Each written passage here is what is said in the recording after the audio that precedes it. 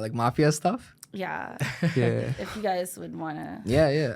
get into that. For the record, me and Nuru would never kill ourselves or commit suicide. But no, all jokes aside, awesome guys. Long time no see, Pearl. How are you?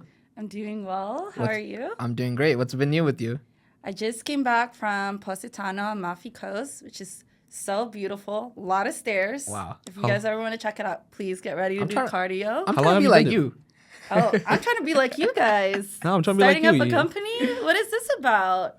Well, Legacy Waste Control, we're a waste management company. That's what, I know last time I think I seen you, we were like, hey, we're going to do something, and this is the something that... you were so secretive about it. I know. Because I'm like, this year I really want to do it first and then kind of tell everyone, what it is. And that's the big thing. But, we are a waste management company. It's something that me and Nuru, he's a great friend of mine, call him my brother, and we decided to kind of get into the industry. And so far it's been pretty crazy. And I'll let Nuru kind of chime in and talk about what we offer and some of the things that we do at Legacy Waste Control. Yeah, so with Legacy Waste Control, it's where we don't focus on, like, if it's something similar with 1-800 Got Junk, but rather instead doing one segment of it, we do different variety of services. We have a website, we do 25 plus services, not just for local individuals as well as for businesses, commercial business. Doesn't matter if you have a food restaurant, gas station, whatever case you may need. We take care of all of it. Also, we also try to focus on bigger projects like demolition projects, construction, all these things. So we are basically the bridge between blue collar and social media. Yeah, I think the goal that we really are trying to go for with the company is to be like an everything company. Because 1-800 Junk, for example, like if you, at your house, you're like, hey, I'm moving and I need all this thrown out. You'll call 1-800 Junk. They'll remove all that for you, right? Mm-hmm. Now with us, like let's say you're a commercial business and you need a dumpster. That's something we could provide to you, and we could clean everything out, and we can do demolition stuff for you, and we can do so. It's all these additions that we're trying to add that no one else really does, and that's a great opportunity that we saw when we started to get into waste, and it's very profitable. I know a lot of people think like, oh, waste, oh no, that's dirty. I don't want to do that. It smells or this that, but the thing is, if you look into it and you look at the profit margins that you're making, it's very lucrative business that I think a lot of people don't really get into. If I'm involved in something and he's involved in something, there's money there. That's one of the things that I could say. Yeah, for sure. I know that about you guys. Yeah, so I'm curious to hear more about, like, you mentioned that a lot of people or other businesses maybe don't offer the services that you guys don't offer. And is that more so like with the commercial? Not in that case, Pearl. So so I think the best thing ever is, like, let's say if a business, right, that's been running for 10 plus years, right? Obviously they're not the best at social media. Obviously in our generation, we're very we have the highest level of knowledge and what to expect from social media, right? Mm-hmm. So if obviously me and him, we started 3 months ago, actually go full live. So within those 3 months, if you look at our views, how does a company for 3 months have 20,000 views per each video, averaging? 40,000. Right? 40,000, 20,000. So many DMs, so many requests, all these questions being asked to us. So what does that tell us is that there's a barrier where businesses that have been running for 10 plus years, but they know what they're doing. They're amazing at what they're doing with their jobs. But when it comes to the marketing, they lack that. Their lack of that knowledge. Yeah. Mm-hmm. And that's where we come in. We also support these businesses as well. But the best thing ever is that it's under us. We could control it. We could help them. We could support everyone, not just the side, not just the third-party companies, also for our customers and for people who support us. So that's the best thing that we could do on our side. Yeah, and just to touch upon what he said with the marketing side, that's the play. All these companies, you wouldn't even think twice when a garbage truck passes you by. But the reason why we did something like, when you have a pink logo is because people look. They're like, hey, what is that? Oh, Legacy Waste Control. Oh, waste. Oh, okay, cool. And then they'll give us a call and they'll try to figure out what is it that we do regarding waste. And it's an eye catcher. And everyone has told me so far, like, hey, you pulled it off with the pink guy. It works. So you know what's funny at the very beginning?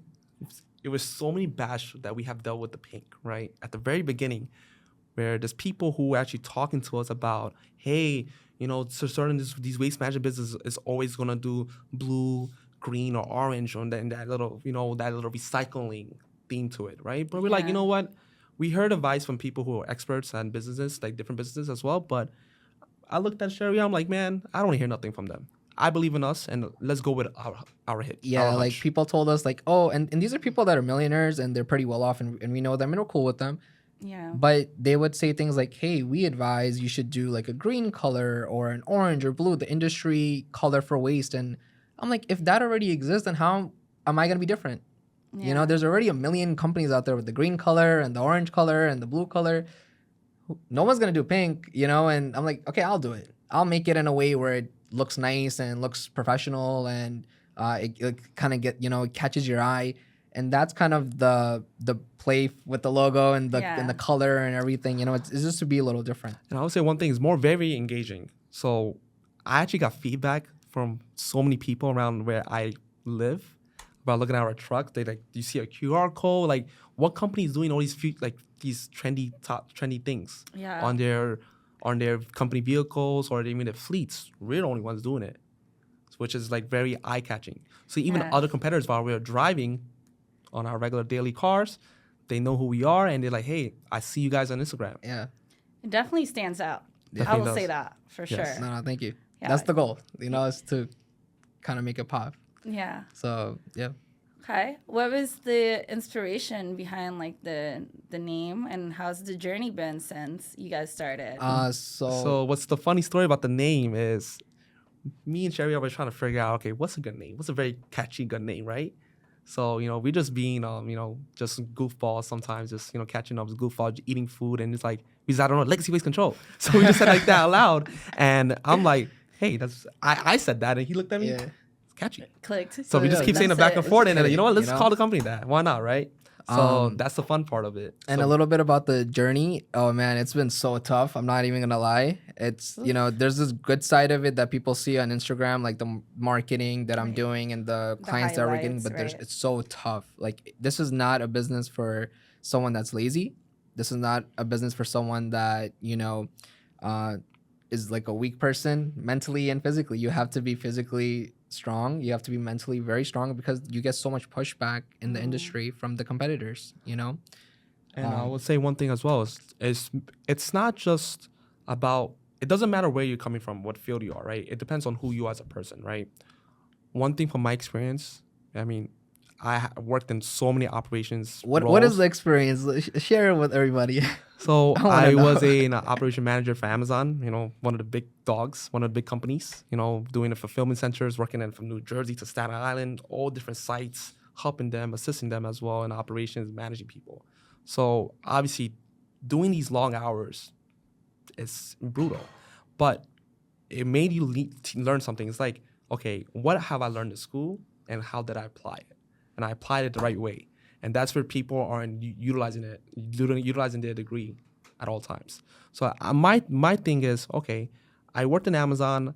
I did these other jobs that I had that's always operational based and sort of sales as well here and there. But I'm like, why am I going to work for someone when I can work for myself and I'm already a genius at operations and know what the price breakdown, all these things? Because when it comes to the reality of numbers and all these things and how to do the operations, what's the price point, what's a fair price, what's the competitive pricing, the only one that's doing it realistically is me. Because at the end of the day, you could go to someone right now. Let's say if you go call 1-800-GOT-JUNK and you want to remove all your junk that you have in your house. Okay, they probably might call you. Just give me a scenario. Let's say, for instance, $800. Okay, I'll look at you. I'm like, hey, bro, I could do better for you. $650, just for you. Yeah, and he's the pricing guy part of the business, and we know what the competitors are pricing everything at. That's why we're winning, and that's why we jump started so crazy, because we did all that research and homework before. How much is this? Oh, how much are they charging? Oh, 1-800 did this. Oh, they did that. And once we knew all the pricing, we were like, well, we'll do the same exact work, if not better, for cheaper. So yes. And also the best thing is this is a line I always use with Sherry. Always, there's no face value here. Yeah. I'm not gonna BS you. I'm not gonna sugarcoat nothing. This is real factual information. Talk a little bit more about face value. What do you mean by that? Can you explain to people that don't understand? Face value, right? I always tell people their face value, because when I talk to someone, right, for example, right, I know so many individuals in the real estate game, in the auto broker game, and everyone does that. But by the way, shout out to my guys, AMG and MDR. Those are the two guys that anyone should get cars from. It doesn't matter whatever car you want, just get it from them.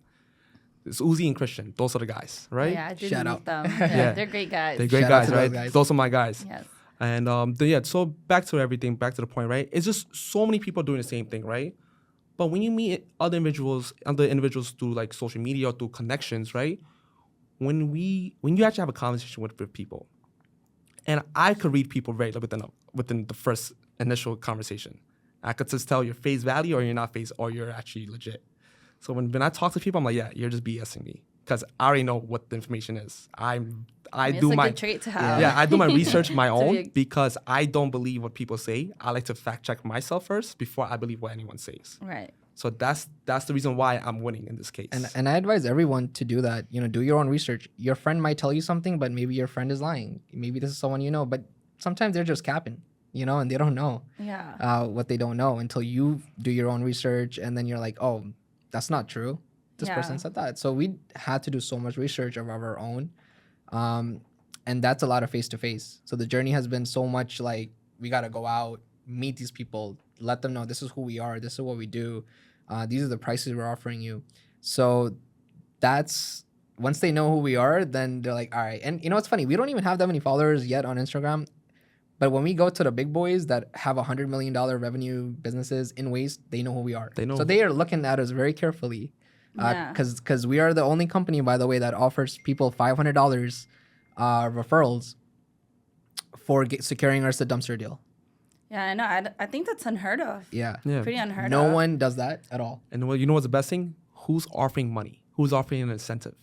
Yeah. Just having that conversation to see if if they're able to convert to us. No one's doing it. Only we are. Yeah, I think that's a smart move to create incentives. Yeah, thanks to Bitcoin, and all those cryptocurrencies I made a lot of money out of. But that allows me to invest and do these kind of things, and I am trying to help people out as well. Like, if you are a friend of mine and you're someone that wants to support, these kind of businesses, blue collar jobs, I want to pay you too. Like, I have so many friends that get me these deals day to day. And if I'm making, let's say I make $1,000, I'm like, yo, here's 200 for you. Yeah. No work from that person, but it's the referral and it's the fact that they put me onto a job or they connected me with someone that I ended up making a couple $1,000s with. And I'm like, hey, these are the people I want to keep close. I want to make sure we all eat. I'm not here to take the whole pizza pie. I just want a little slice. And that's the thing. You can't be too greedy. You have to be easy. Stay humble. You got to stay humble. You got to be easy in business. And that's how we're trying to do it. We're trying to be easy with the people, the clients. Yeah. The competitors, though, like I said, we're not trying to be easy with them because they're doing a lot of bad things that I don't like, By bad things, seeming like morally. Oh, yeah, 100%. It's a little Or more, how to what are we explain. talking about here? It's very, let's Sherry could take that over, but I'm just very nice, one sentence or two. It's more on like where they feel very territorial. It's like a drug territory to them, which is not the case. So actually, Sherry, why don't you go in detail? So let me give an example. We had this example. It's a real life example happened to us last week. Very recent, right? Uh-huh. So we had a client reach out to us. They wanted to go with our service for dumpsters. It's a chicken store business, and they're like, hey, we want to go with you. And I said, do you have a contract currently with one of the waste management companies? They're like, yes, we do. I'm like, you gotta take care of that. I don't know, because so this is how this contract game works. Is it's very territorial, meaning so I'll kind of backtrack where in the 5 boroughs we cannot do dumpsters because there's zoning laws and the 5 boroughs has these set amount of companies that are able to pick up trash. So we cannot do that in the city, right? Yeah, Dumpsters. We more can do junk complex. removal and stuff like that in the city. We can't do dumpsters. In Long Island, though, the whole area, which we are permit, licensed and insured for $5 million, we're able to, do the dumpster business in Long Island. All the towns, and we like all the towns. They're cool with us. They helped us get our permits, and we respect them. They respect us, but these companies have been here since like 1970 something. 1960s. 1960s. And there's probably about 4 or 5 of them. And it's kind of like that monopoly that they created. So they're making it very hard for someone new. And we're the only people, Pakistani, Bengali, he's Bengali, I'm Pakistani, that are at the age that we are doing this business. So I don't want to know, I'm not going to say they're like afraid or anything, but they're definitely trying to keep us on the side. And they're not letting us in that circle. Because my friend that wanted the dumpster with us tried canceling. And mind you, this is his business. They're just a waste company, just like we are. Third-party service company. Third-party service company. That's what it is. They said, sorry, we're not going to remove the dumpster. You have to stick with us till 2026. That's when the contract ends. And he's like, who the hell are you guys? I don't want to pay you. You're charging me $100 plus every month. And these guys are paying like $700, $800, $900 a month. That's insane. I was For going to ask garbage. about that. Like, you mentioned the pricing earlier. And how that like differentiates you guys. Like, and wanted to hear a little bit more about that. So I'll let him kind of go more into the pricing stuff, you know? So in that case, right, obviously pricing is a little different, right? Every business is always different, right? It doesn't matter what you own. The category of your business all relies on what are you operating in. Like, are you selling food? Are you providing an actual service? No social these things, right? So pricing always varies. Depends on quantity. Depends on the number of days you want to have your weekly pickups, or just have a set pricing, right? So good thing with me, obviously I'm not gonna give too much information, but to keep it nice, short, and simple is the main goal. I'm here to help small business owners to make sure they are able to strive in their business as well. We are able to grow with them and support them, right? It's not just a relationship with business to business. You know, I want to openly help people. That's the main goal, right? So if I could do that, then why not I do this side of this business and let me just help everyone else in that situation. It makes it easier. But with regards to the pricing, it's a very profitable business. It's very quiet and profitable for a reason, which no one really understands besides us. Because we've seen it within less than 2-3 days. Yeah, we you know, people see trash, they see trash, we see trash, and then we see money. You know, that's kind of how we see it, because we know the value of something like that. It's garbage, it's junk, but it's worth like something, you know. And you just got to find your way on how you could capitalize on that. And then in a good way, we get to keep the towns clean, keep things clean. We get to recycle certain items, you know. We get to we have a lot of partnerships with a lot of the people in a lot of the towns in Long Island where we dump at, you know. So and we make sure it's going to good places where it could kind of be reused or something like that if the material is able to, you know. But coming to what he was saying, you know, like when it comes to pricing, if you're a gas station, different price. If you're a restaurant, different price, because a lot of the stuff is being when we pay, depends on weight. So we know in our mind when we look at something like, oh, you have a restaurant, all right, cool. We know just by you saying that in an area of Long Island what you're paying, and we know that by doing, you know, everything, calling those competitors, finding out what it is, and being smart and asking the clients. And we have so many friends. I think we have 100+ people in Long Island that we know personally with restaurants and stuff like that. They all reached out to us because once they realized we were doing this, and they're like, hey, we're stuck on a contract. We can't get out. And what sucks is if they start with $400 and the contract is like a 3-4 year contract, by the end of that contract, they're going to end up paying $800 to $900. And that's where they get you. So I do encourage any business owner in Long Island, look at your contract, or if you're thinking about getting a contract, look at a company. I'm not just saying just check us out. Look at any other company, but look at those contracts. That's because they act like it's their land and they act like it's their business. Yeah. And that's what pisses me off the most, because I'm like, who are you guys? If my client wants to cancel with me, cool, no problem. If you're not happy with me, that's perfectly fine. I'll try my best to work with you. But if you want me gone for whatever reason, I'll take my dumpster away and I'll move on to the next client to help out. I'm not going to be threatening you or trying to be hostile or something like that. Like, no, this is my dumpster. This is going to stay. This dumpster has been here since 1966 and I'm not moving it. It doesn't work that way, you know? And that's the attitude that I'm getting from Long Island companies in waste, which is very, I think, disrespectful to the business owners. And that's why he was saying, like, we are really for the business owners. If you're paying $900 per month and I'm doing it for $700, I'm saving you $2,400 a year. You could do that on your inventory supplies. I have so many friends, that's a lot of money per year to hire another employee or something. Right. On a you know, business like, standpoint. Right. so that's kind of the opportunity we see, and we are fighting, you know, to get more exposure within Long Island for dumpsters specifically. And I'm making that very clear to, you know, any competitor listening. That is our intention, is to be for the business owner side and make sure that we're respectful to them. We don't have the right as a third party company to ever say to any business owner or landowner, we're not going to move our item, our dumpster for whatever reason. We don't play that kind of game. We're we keep it professional, very straightforward, you know? And that's the attitude that I'm trying to bring into Long Island, because it's very toxic. Yeah. You know? So that's kind of... And on top of that, to add on what Shreya said, right?